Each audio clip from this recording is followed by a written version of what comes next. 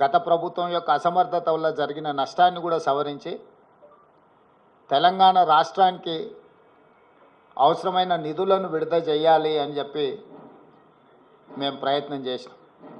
స్వయంగా నేనే 3 సార్లు ప్రధానమంత్రిని కలిసిన. మొదటిసారి తెలంగాణ రాష్ట్రంలో ప్రభుత్వం ఏర్పడిన వెంటనే నేను ఉప ముఖ్యమంత్రి బట్టి విక్రమార్క గారు ప్రధానమంత్రి గారిని కలిసి ఎన్నికలు ముగిసిపోయినాయి, వివక్ష లేని వివాదాలు లేని సత్సంబంధాలను రాష్ట్ర కేంద్ర ప్రభుత్వాల మధ్యలో నెలకొల్పి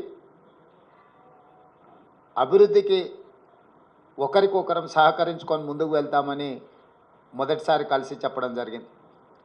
రెండవసారి నరేంద్ర మోడీ గారు తెలంగాణ రాష్ట్ర పర్యటనకు వచ్చినప్పుడు ఆదిలాబాద్లో నేనే స్వయంగా వెళ్ళి వారికి స్వాగతం పలికి ఆ రోజు ఒక అడుగు నేను ముందుకు వేసి, ఈ దేశంలో ప్రధానమంత్రి పెద్దన్న లాంటి వాడు, మీరు పెద్దన్నలాగా వ్యవహరించాల్సిన అవసరం ఉన్నది.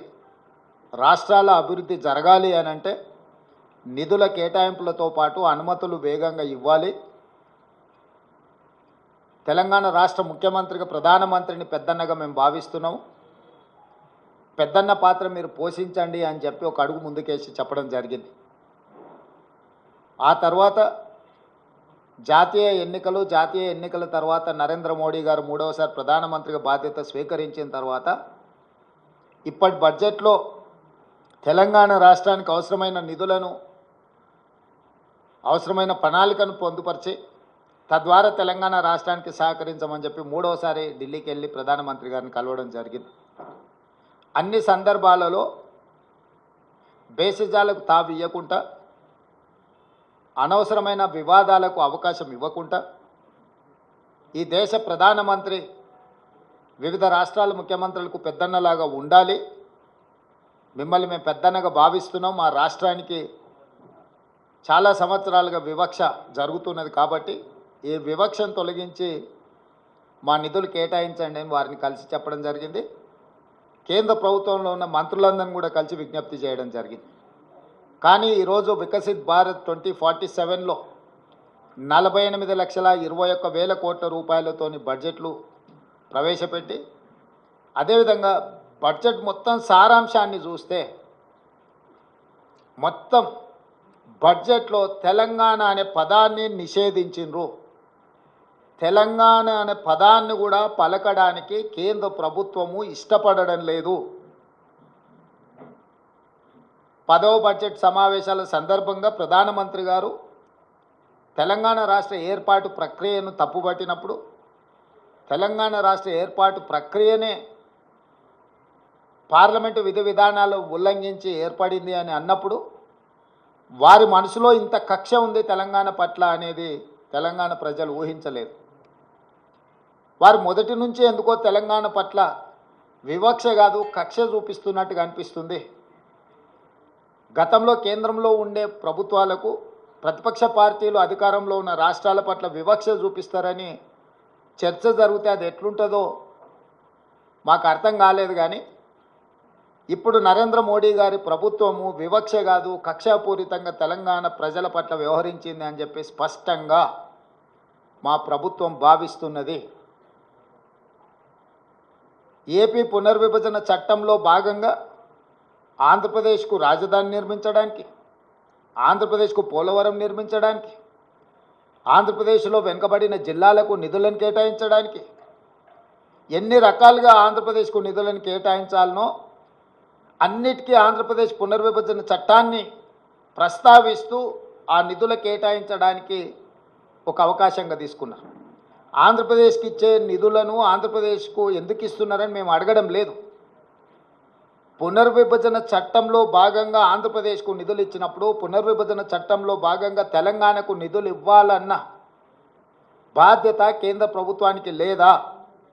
అదే ఆంధ్రప్రదేశ్ పునర్విభజన చట్టంలో బయ్యారం ఉక్కు కర్మాగారం ఉంది, కాజీపేట రైల్వే కోచ్ ఫ్యాక్టరీ ఉంది, సాగునీటి ప్రాజెక్టులలో పాలమూరు రంగారెడ్డి ఎత్తిపోతలకు కేంద్ర ప్రభుత్వం పోలవరంకి ఏ విధంగా నిర్మాణానికి సహాయం అందిస్తున్నారో ఆ విధంగా నిధులను కేటాయించాలన్న ఆలోచన కానీ, అదేవిధంగా గిరిజన యూనివర్సిటీ 10 సంవత్సరాల తర్వాత ఇప్పుడు మొదలైన ములుగులో దాన్ని నిధుల విషయంలో కానీ, అదేవిధంగా మేము స్పష్టంగా ప్రధానమంత్రి గారిని కలిసి మీకు నమోమి గంగే ప్రాజెక్టు లాగానో సబర్మతి రివర్ ఫ్రంట్ లాగానో మీ గుజరాత్కు మీ ప్రాంతాలకు ఏ విధంగా అయితే మీరు నిధులను కేటాయించుకున్నారో ఆ విధంగా మూసీ రివర్ డెవలప్మెంట్ ఫ్రంట్కు నిధులు కేటాయించమని చెప్పి మేము అడగడం జరిగింది. విశ్వనగరంగా విస్తరిస్తున్న 5 ట్రిలియన్ ఎకానమీ అని పదే పదే చెప్పే నరేంద్ర మోడీ గారు మీ ఆలోచన ఈ దేశం 5 ట్రిలియన్ ఎకానమీకి చేర్చుకోవాలంటే భారతదేశంలో 5 మహానగరాలలో హైదరాబాద్ నగరం ఒకటి. ఈ హైదరాబాద్ నగరానికి మెట్రో విస్తరించడం ద్వారా ఇక్కడ మౌలిక వసతుల యొక్క అభివృద్ధిని చేయడం ద్వారా విదేశాల నుంచి పెట్టుబడులను ఆకర్షించి లక్షలాది మంది నిరుద్యోగ యువకులకు ఉద్యోగ ఉపాధి అవకాశాలు కల్పిస్తే దేశం యొక్క ఎకానమీ పెరుగుతుంది అని చెప్పి వారికి చెప్పడం జరిగింది. కానీ మెట్రోకు కానీ మూసీ రివర్ డెవలప్మెంట్ ఫ్రంట్ విషయంలో కానీ RRR రీజనల్ రింగ్ రోడ్ విషయంలో కానీ ఏ విషయంలో కూడా ఈ బడ్జెట్లో ఒక్క రూపాయి కూడా తెలంగాణకు ఇవ్వడానికి ప్రయత్నం చేయలేదు. ఆనాడు యూపీఏ ప్రభుత్వంలో కేటాయించిన ITIR కారిడార్ను గతంలో తెలంగాణ అధికారంలో ఉన్న ప్రభుత్వము కేంద్ర ప్రభుత్వం ఇద్దరు వివక్ష వల్ల ITIR కారిడార్ను మరుగున పడిపోయింది. ITIR కారిడార్ వస్తే పెట్టుబడులు వస్తాయి, పెట్టుబడులతో పాటు IT రంగ నిపుణులకు వేలాది లక్షలాది ఉద్యోగాలు వస్తాయి. మీరు దానికి సంబంధించిన కార్యాచరణను కూడా చేపట్టండి అని చెప్పి కేంద్ర ప్రభుత్వానికి మేము విజ్ఞప్తి చేసినాం. ఈరోజు ITIR కారిడార్ గురించి ఎక్కడ ప్రస్తావన లేదు. ఈరోజు రైతులను ఆదుకోవడానికి ఒక ప్రత్యేక కార్యాచరణ ఏది తెలంగాణ రాష్ట్రానికి ఇవ్వలేదు. ఎడ్యుకేషన్ పట్ల కానీ, ఇరిగేషన్ పట్ల కానీ, హెల్త్ పట్ల కానీ, ఎంప్లాయ్మెంట్ పట్ల కానీ ఏ ఒక్క అంశంలో కూడా కేంద్ర ప్రభుత్వము తెలంగాణ యొక్క అభివృద్ధి కోసము ఆలోచన చేయలేదు. ఈరోజు సబ్కా సాత్ సబ్కా వికాస్ అనేదైతే ఉందో ఈ స్లోగన్ బోగస్ అని చెప్పి బీజేపీ నిరూపించింది. వికసిత్ భారత్ అనే దాంట్లో తెలంగాణ భాగం కాదు అని ప్రధానమంత్రి గారు అనుకుంటున్నట్టుగా ఉన్నది.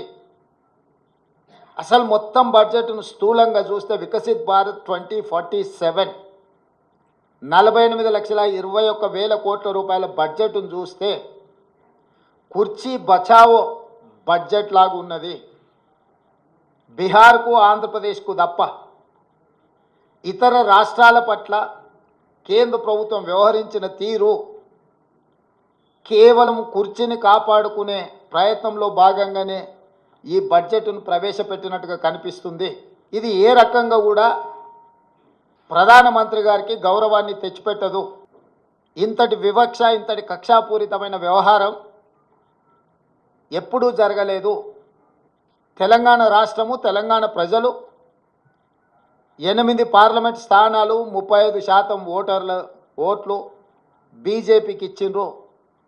తెలంగాణ ప్రజలు ఎలాంటి వివక్ష బీజేపీ పట్ల చూపించలేదు. తెలంగాణ ప్రజల యొక్క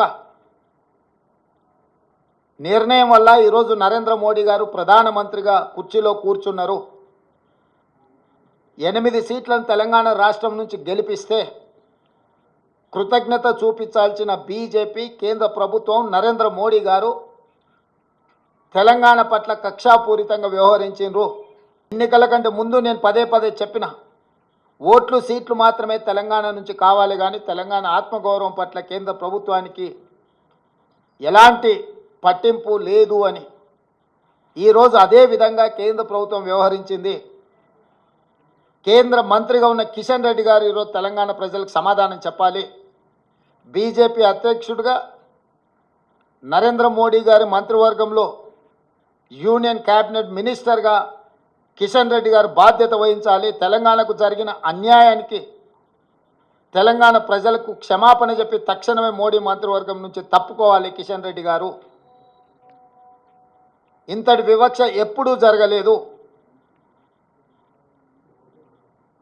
కేవలం కుర్చీ కోసం మౌనంగా ఉండడం ఇది సమంజసం కాదు. కిషన్ రెడ్డి గారు